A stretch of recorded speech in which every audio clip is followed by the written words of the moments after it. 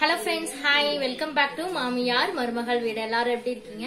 இன்னைக்கு பாத்தீங்கன்னா என்னோட ஈவினிங் vlog தான் फ्रेंड्स உங்ககிட்ட இன்னைக்கு ஷேர் பண்ண போறேன். அதுக்கு முன்னாடி நீங்க நம்ம சேனலை ஃபர்ஸ்ட் டைம் பார்க்கறதா இருந்தா ரெட் கலர் பட்டன் சப்ஸ்கிரைப் பண்ணிக்கோங்க. வாங்க வீடியோக்குள்ள போகலாம். இப்போ பார்த்தீங்கன்னா பாதாம் பிசின் அல்வா தான் பண்ண போகிறோம். ஸோ அதுக்காக பாதாம் பிசின் ஊற வச்சு எடுத்திருக்கேன்.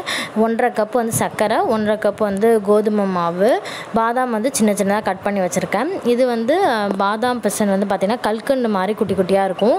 அதை வந்து நல்லா தண்ணியில் வந்து ஊற வச்சு எடுத்துகிறோம். இந்த மாதிரி ஜெல்லி மாதிரி இருக்கும். இதை பார்க்கவே பார்த்திங்கன்னா இந்த மாதிரி தான் ஜெல்லி மாதிரி இருக்கும். ஸோ இதை ஊற வச்சு இப்போ எடுத்துடாச்சு. இப்போ வந்து நம்ம ஸ்டார்ட் பண்ணிடலாம். ஸ்டவ் ஆன் பண்ணிக்கோங்க. கடாய் வந்து ஹீட் ஆனதும் கொஞ்சமாக கீ சேர்த்துக்கலாம். கீ நல்லா சூடானதும் பாதாம் வந்து சின்ன சின்ன கட் பண்ணி வச்சுருக்கோம்ல, அதை நல்லா ஃப்ரை பண்ணி எடுத்துக்கோங்க. இப்போ அதே நெய்யில் பார்த்திங்கன்னா நான் இன்றைக்கி 1.5 கப் அளவு கோதுமை மாவு எடுத்திருக்கேன். அந்த கோதுமை மாவு வந்து அந்த நெய்யிலே போட்டு நம்ம வந்து ரோஸ்ட் பண்ணி எடுத்துக்கலாம். இப்போது நெய்யில் வறுத்துட்ருக்கோம்ல, அது வறுக்கும் போதே கொஞ்சம் கொஞ்சமாக வந்து நம்ம நெய் ஆட் பண்ணி நல்லா சவக்க வறுத்துக்கோங்க. அந்த கோதுமையோட ஸ்மெல் போக அந்த நெய்யும் கோதுமையோட ஸ்மெல் வந்து சூப்பராக இருக்கும். ஸோ அது பச்சை ஸ்மெல் போகிற வரைக்கும் நல்லா இந்த மாதிரி வந்து வறுத்து எடுத்துக்கலாம். இந்த மாதிரி எந்த கட்டியும் இல்லாமல் மணல் மாதிரி நல்லா வந்து ரோஸ்ட் பண்ணிக்கோங்க. இதில் பார்த்திங்கன்னா சுடு தண்ணி வந்து தேவையான அளவு ஊற்றிக்கலாம். நாளைக்கு பார்த்திங்கன்னா 1.5 கப்பு வந்து கோதுமை மாவு எடுத்துருக்கேன் இல்லையா, ஒரு 2.5 கப் அளவு நம்ம தண்ணீரை எந்த கட்டியும் இல்லாமல் நல்லா வந்து இந்த மாவோட தண்ணியை வந்து மிக்ஸ் பண்ணிக்கணும். தண்ணியும் கோதுமை மாவும் நல்லா ஒன்றாகிற மாதிரி சுருண்டு எடுத்துக்கோங்க. இன்றைக்கி பார்த்திங்கன்னா 1.5 கப் கோதுமை மாவு அப்படின்னா நம்ம வந்து சர்க்கரை வந்து பார்த்திங்கன்னா ஒரு 2லேருந்து 2.5 எடுத்துக்கலாம். சர்க்கரை கொஞ்சம் தூக்கலாக இருந்தால் தான் அல்வா கொஞ்சம் டேஸ்ட்டாக இருக்கும். ஸோ சர்க்கரையும் சேர்த்து நல்லா மிக்ஸ் பண்ணிக்கோங்க. சர்க்கரை நல்லா கரைஞ்சி வந்தது நம்ம ஊற வச்சுருக்கோம் இல்லையா அந்த பாதாம் பிசின், அதையுமே பார்த்திங்கன்னா நமக்கு தேவையான அளவு ஆட் பண்ணிக்கலாம். நான் அன்றைக்கி பார்த்திங்கன்னா ஒரு 1/2 கப்பு கிட்ட வந்து பாதாம் பிசின் ஆட் பண்ணிக்கிட்டேன். இப்போ பார்த்திங்கன்னா கலருக்கு வந்து கேசரி பவுடர் அப்படியே இருந்தாலும் ஓகே தான், பட் வந்து ப்ளைனாக இருக்கிற மாதிரி இருந்துச்சு. ஸோ அதுக்காக நான் கலருக்கு வந்து கொஞ்சமாக வந்து கேசரி பவுடர் போட்டு இதையுமே நல்லா மிக்ஸ் பண்ணிக்க போகிறேன். அல்வா வந்து கிட்டத்தட்ட ரெடி ஆகிடுச்சு. பாத்திரத்தெல்லாம் பாருங்கள் நல்லா ஒட்டாமல் அல்வா நமக்கு கிடச்சிடுச்சு. இறக்குற ஸ்டேஜுக்கு முன்னாடி நம்ம வந்து பாதாம் வந்து ஃப்ரை பண்ணி வச்சோல்லே அந்த பாதாமையும் போட்டு நல்லா மிக்ஸ் பண்ணிக்கோங்க. அவ்வளோதான். ஒரு 5 மினிட்ஸ்க்கு அப்புறம் நம்ம ஸ்டவ் ஆஃப் பண்ணிக்கலாம். நமக்கு டெம்டிங்கான அல்வா கிடச்சிரும்.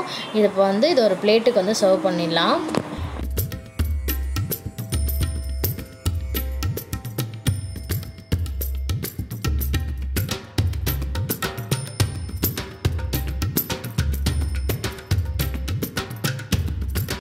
இந்த அல்வா ரெசிபி பார்த்துருப்பீங்க. ஆக்சுவலாக பார்த்தீங்கன்னா அவ்வளோ டிஃப்ரென்ஸாக இருக்குது அப்படின்னு தான் சொல்ல மாட்டேன். நார்மலாக சாப்பிட்ற கோதுமை அல்வா மாதிரி தான் இருக்குது. சரி பாதாம் பிசின் அதிகமாக இருக்கே அப்படின்னு சொல்லிட்டு நான் செஞ்சு பார்த்தேன். பட் எந்த டிஃப்ரென்ஸும் இல்லை. நார்மலாக நம்ம எப்பொழுதும் செய்வோம் இல்லையா கோதுமை அல்வா, அதே டேஸ்ட்டில் தான் இருந்துச்சு. ஸோ அடுத்தது பார்த்தீங்கன்னா ட்ரெஸ்ஸு வந்து அயர்ன் பண்ணணும். ஒரு டாப் நாளைக்கு வந்து நம்ம பழைய வீடு இருந்தோம் இல்லையா, அங்கே வந்து என் ஃப்ரெண்டோட பாப்பாவுக்கு பர்த்டே, செகண்ட் பர்த்டே கம்யா. அவள் பர்த்டேக்கு நாங்கள் எல்லாருமே வந்து ஒரு கெட் டுகெதர் மாதிரி பண்ணுறோம் நாளைக்கு. ஸோ அங்கே போகிற அதனால வந்து இப்போ டாப் அயன் பண்ணோம். அதுக்கப்புறம் வந்து பட்டு சாரி வந்து 3 அயன் பண்ண கொடுத்துருந்தோம். அது வந்துடுச்சு. அதை இப்போ காட்டுறோம் உங்கள்கிட்ட. ஸோ நாளைக்கு வந்து இந்த டாப் தான் போட்டு போகிறேன். இதுக்கு வந்து பார்த்திங்கன்னா white pant, white shawl. So அதுக்காக வந்து டாப் மட்டும் ஜெய் தூங்கும் போதே நான் அயன் பண்ணி வச்சிட்டேன். அவன் எழுந்திருக்கும் போது நம்ம அயன் பண்ணவே முடியாது. ஸோ அவன் தூங்கிட்டு இருந்தான். அந்த டைமில் பார்த்தீங்கன்னா சூப்பராக அயன் பண்ணி வச்சாச்சு. இப்போ அந்த பட்டு சாரி காமிக்கிறேன். பட்டு சாரி அயன் பண்ண கொடுத்தது. இப்போ அந்த சாரி காமிக்கிறேன் பாருங்கள். 3 வருஷத்துக்கு அப்புறம் 3.5 வருஷத்துக்கு அப்புறம் இப்போ தான் வந்து அயன் பண்ணவே வந்து கொடுத்துருக்கேன். ஸோ எப்படி பண்ணியிருக்காங்கன்னு தெரியல. ஃபர்ஸ்ட் டைம் வந்து கடையில் கொடுத்துருக்கேன். Okay, not bad. என்னம்மா வாங்க வாங்க வாங்க வாங்க. ஸோ பரவாயில்ல, முன்னாடி இருந்ததுக்கு இப்போ எவ்வளவோ பெட்டர் அப்படின்னு தான் சொல்லணும். 50 ரூபா. பட் வந்து இந்த மடிப்பெலாம் பாருங்கள் கொஞ்சம் அப்படியே தான் இருக்குது. 50 ரூபா கொடுத்து அயன் பண்ணுறதுக்கு வந்து ஒர்த்தே கிடையாது. அதுக்கு நம்ம சொல்லலாம். இந்த கசங்கள்லாம் பாருங்கள் அப்படியே தெரியுது லைட்டாக. நம்மளே வந்து கொஞ்சம் அலுப்பு பார்க்காம வீட்டிலே நம்ம அயன் பண்ணணும். ஃபஸ்ட் டைம் சரி ஓகே கடையில் கொடுக்குறோமே அப்படின்ட்டு கொடுத்தேன். But not satisfied. இந்த மடிப்பெல்லாம் அப்படியே தான் இருக்குது.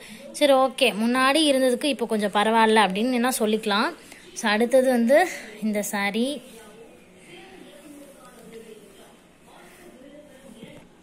சேம் இதுவும் அப்படியே தான் இருக்கு பாருங்க, தெரியுதா? ஸோ இது ஒரு பட்டு sari.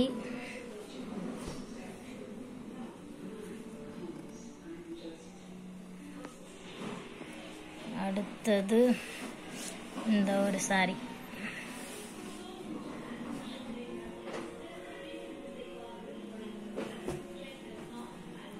Okay, not bad. 3 sari தான் கொடுத்தேன். ஒரு சாரிக்கு 50 ரூபா, 3 சாரிக்கு பார்த்தீங்கன்னா 150 ருபீஸ். எனக்கு வந்து சாட்டிஸ்ஃபைடே இல்லை அப்படின்னு தான் சொல்லணும். இனிமேல் கொஞ்சம் வந்து கஞ்சியில் போட்டு நம்ம வந்து பட்டு சாரிலாம் பார்த்தீங்கன்னா ரொம்ப வந்து வாஷ் பண்ணவும் மாட்டோம். ஏதாவது ஃபங்க்ஷன்லாம் போகிறோம்னா டக்குன்னு நிழல் வெயில காய வச்சுட்டு டக்குன்னு மடித்து வச்சுருவோம். இதெல்லாம் பார்த்தீங்கன்னா ஒரு 5 வாட்டி 6 வாட்டி கட்டினதுக்கு அப்புறம் தான் வந்து லைட்டாக ஷாம்பு போட்டு துவைக்காமல் அலசி எடுத்து காய போட்டு வச்சிட்டோம். நமக்கு நீண்ட நாளைக்கு வரும். ப்ளவுஸும் அப்படி தான். ஷாம்பு அப்படிலாம் குளிக்கிற சோப்பு இருக்கு இல்லையா, அதை வச்சு தான் வந்து வாஷ் பண்ணிட்டு டக்குன்னு காய போட்டணும். துணி சோப்புலாம் யூஸ் பண்ணக்கூடாது அவ்வளோவா பட்டு சாரிக்கு. ஸோ இந்த 3 சாரீ தான் கொடுத்தேன். இந்த 3 சாரீ தான் கொடுத்தேன் அயர்ன் பண்ணேன். ஓகே, இதான் சாரியை வந்து இந்த மாதிரி ஹேங்கரில் வந்து இப்படி மாட்டி வச்சுருவேன். மடித்து வந்து நான் வைக்க மாட்டேன். ப்ளவுஸு அது கூட வந்து இந்த சாரீஸ்லாம் பட்டு சாரீலாம் வந்து இப்படி தான் ஹேங்கரில் வந்து மாட்டி விட்டுருவேன். இந்த சாரீலாம் வந்து அயர்ன் பண்ணாத சாரீ. மோஸ்ட்லி வந்து நான் அவ்வளோவா சாரீலாம் கட்ட மாட்டேன். ஸோ பட்டு சாரியை மட்டும் இந்த மாதிரி ஹேங்கரில் வச்சுட்டு கீழே வந்து டிசைனர் சாரீலாம் இந்த மாதிரி வந்து ஃபோல்ட் பண்ணி வச்சுருவேன். ஸோ பட்டு சாரியை மட்டும் ஹேங்கரில் போட்டுருவேன். இப்போ அடுத்தது பார்த்தீங்கன்னா ஷோகேஸ்லாம் ரொம்ப குப்பையாக இருந்துச்சு, டஸ்ட்டாக. ஸோ அந்த ஷோகேஸ் வந்து இப்போ க்ளீன் பண்ணிவிட்டு பொம்மையெல்லாம் எடுத்து ஆர்கனைஸ் பண்ண போகிறேன். ஸோ அதை ஆர்கனைஸ் பண்ணிவிட்டு எப்படி இருக்குது அப்படின்னு பாருங்கள். லைட் எஃபெக்ட், அதாவது நைட்டில் வந்து எல்லா லைட்டையும் ஆஃப் பண்ணிட்டு அந்த அந்த இருக்கிற பல்பு அந்த லேம்பெல்லாம் எரியும் போது பார்க்கவே ரொம்ப க்யூட்டாக இருக்கும். ஸோ அந்த வீடியோவும் நான் இப்போ அட்டாச் பண்ணுறேன். இப்போ பாருங்கள், ஷோகேஸ் வந்து கிட்டத்தட்ட ஒரு 1 மந்த்தாகவே நான் துடைக்காம தான் வச்சுருக்கேன் அப்படின்னு சொல்லணும். லாஸ்ட்டாக வந்து மார்ச்சில் துடைச்சது. பாருங்கள் இவ்வளோ டஸ்ட்டாக இருக்குது அப்படின்னு சொல்லிட்டு. ஸோ இது எல்லாத்தையும் ஒன்று ஒன்றா எடுத்து கீழே வச்சுட்டு அந்த ஷோகேஸ் வாலில் துடைச்சிட்டு அதுக்கப்புறம் வந்து நம்ம கிஃப்ட் ரிட்டர்னா மேலே எடுத்து வைக்கலாம். இந்த வால் வந்து நான் அமேசானில் தான் ஆர்டர் பண்ணி வாங்கியிருந்தேன். வேணும்னா லிங்க் கேளுங்க, நான் ஷேர் பண்ணுறேன்.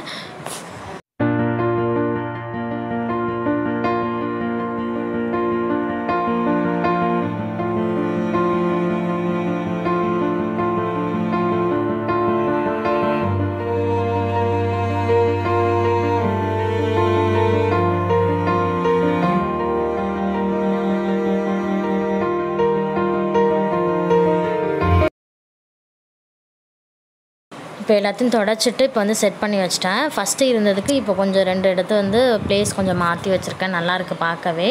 ஸோ ஃபைனலாக வந்து பார்த்திங்கன்னா கபோர்ட்லாம் தொடச்சிட்டு இப்போ வச்சுட்டேன். இதுக்கு வந்து பார்த்திங்கன்னா லைட்லாம் ஆஃப் பண்ணோன்னா அந்த லேம்ப்லாம் பாருங்கள் எவ்வளோ சூப்பராக எரியும் அப்படின்னு சொல்லிட்டு. ஸோ அடுத்தது வந்து பார்த்திங்கன்னா இந்த மேஜிக் கப் தான். இந்த மேஜிக் கப்பில் பார்த்திங்கன்னா எம்டியாக இருக்கா. இப்போது டேப் திறந்து நம்ம தண்ணீர் ஃபில் பண்ணோம் அப்படின்னா இல்லை சூப்பராக கலர்ஃபுல்லான லைட்ஸ்லாம் எரியும். இது வந்து ஜெய்யோட பர்த்டேக்கு வந்து கிஃப்ட் வந்தது. ஸோ பார்க்க இவ்வளோ க்யூட்டாக இருக்குல்ல. அடிக்கடி இது மாதிரி வந்து தண்ணி பிடிச்சி லைட் எரியதை பார்த்து நாங்கள் ஜாலியாக விளாண்டுட்ருப்போம்.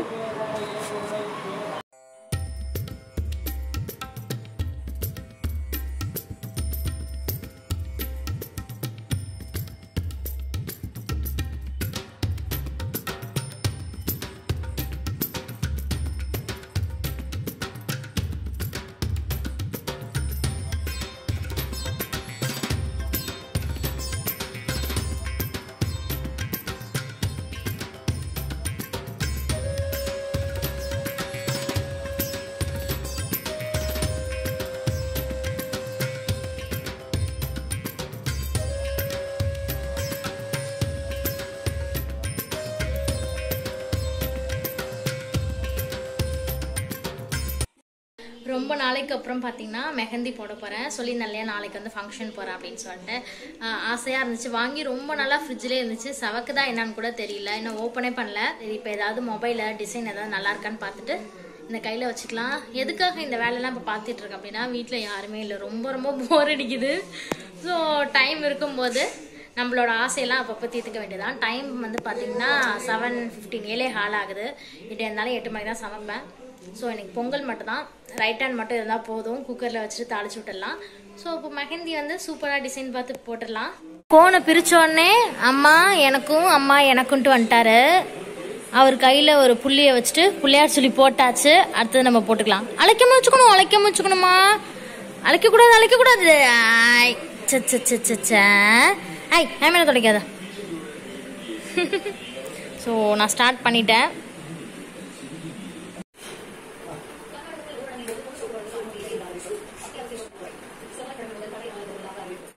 ஃபைனலாக பார்த்தீங்கன்னா ஒரு டிசைன் போட்டிருக்கேன். இப்போ நான் என்ன டிசைன் அப்படின்னு சொல்லிட்டு நான் எக்ஸ்பிளைன் பண்ணுறேன். ஆக்சுவலாக பார்த்தீங்கன்னா இமேஜ் வந்து பார்த்து தான் வந்து மெஹந்தி டிசைன் போட ஆரம்பித்தேன். நான் எங்கேயோ ஆரம்பித்தேன், அது எங்கேயோ போய் முடிஞ்சிடுச்சு. சரின்ட்டு நமக்கு தெரிஞ்ச ரங்கோலி டிசைன்லாம் வந்து இதில் போட்டு வச்சுருக்கேன். இந்த பாருங்கள், மயில், அதுக்கப்புறம் ஒரு பூ, அப்புறம் இங்கே வந்து ஒரு கோல டிசைனு, அது மாதிரி போட்டு வச்சுருக்கேன். இங்கே நம்மளோட சிம்பிள். அவ்வளோதான், இதுதான் என்னோடைய மெஹந்தி. எப்படி இருக்குன்னு சொல்லுங்கள். ரொம்ப கேவலமாக தான் இருக்கும், பரவாயில்ல. சரி, கோன் வந்து வீணாக போகிறதுக்கு இந்த மாதிரி கையில் ஏதாவது கிறுக்கி கொஞ்சம் செவந்தால் நல்லாயிருக்கும். செவக்கலைன்னா கொஞ்சம் மனசு கஷ்டமாக இருக்கும். ஸோ போட்டாச்சு. எப்படி இருக்கு, நல்லா இருக்கான்னு சொல்லுங்கள்.